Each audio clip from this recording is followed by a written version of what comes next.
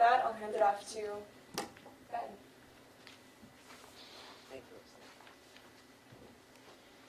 So I just want to finish up with maybe something on the positive side, that we have tremendous opportunity. So yes, this STEM thing is really important. I think we know that. Certainly this audience does, but as Larry, I think, alluded to, really the nation doesn't necessarily know that, and the public doesn't necessarily know that. So we have a well-recognized crisis in competitiveness, in innovation.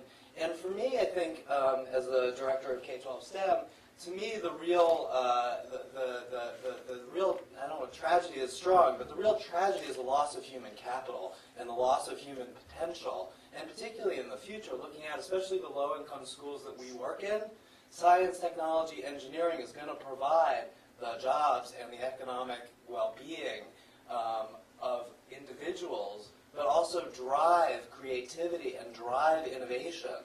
And we're leaving huge amounts of human capital unattended on the table in a way that really is a disservice not only to the nation, but really a disservice to the individual students who are in our schools.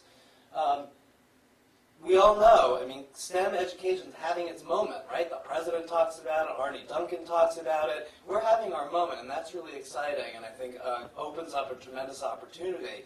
And I would just note two things that I think are driving that opportunity. One is, I saw some data the other day. In the last 5 years, the difference between the public's opinion about schools, right track, wrong track, it's sort of like favorable and unfavorable ratings for politicians. The right track, wrong track numbers for the public's view of public education has plummeted by 30 points. The gap between right track, wrong track was 8 points. It is now 38 points. So there's a broad recognition that education, K-12 education, is going in the wrong direction. The second thing is the opportunity. You have The Economist, right? Probably the preeminent publication in the world, news magazine, talking about the third industrial revolution this week. This is this week's cover.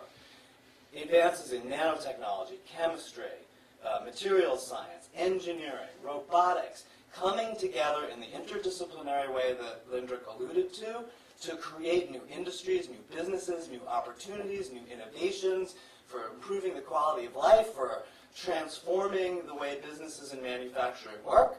So you have widespread recognition that schools are on the wrong track, and tremendous innovation, tremendous things happening in engineering, technology, and science that really come together to give us this moment, this K-12 STEM moment where everybody is talking about it. What I like, and what I think is particularly relevant about our program is that we put the focus where it needs to be, on preparation.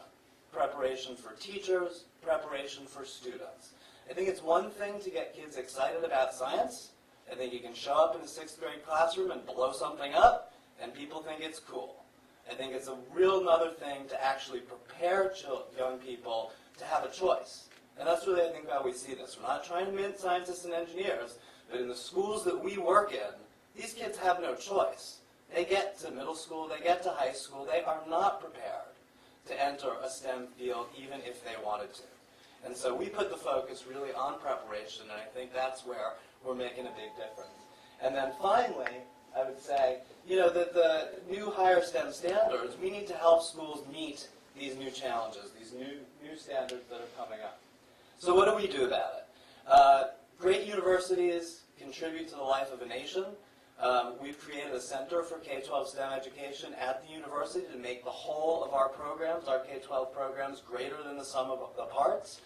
We're really looking at creating these kinds of long-term engagements with schools on a regular basis, on a systematic basis, where we really want to continue to work with teachers and students.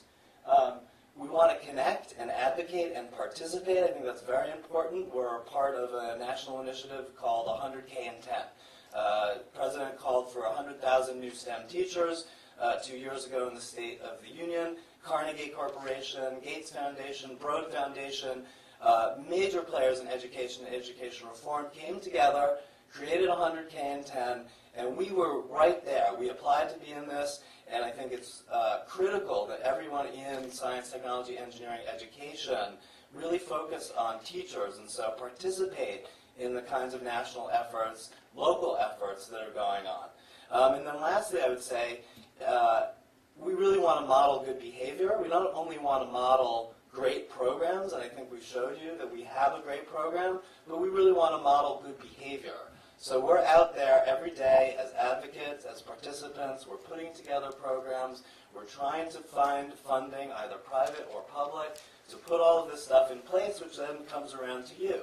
We need to mobilize people in the sciences, in technology, in engineering, to engage in this kind of way. Yes, let's get kids excited about science. Yes, Larry and what he's doing is terrific, World Science Fair, but we need to prepare them also. And that's the hard work, is really preparing them, and it really takes people coming together in their communities to do that. So that's it. So thank you very much.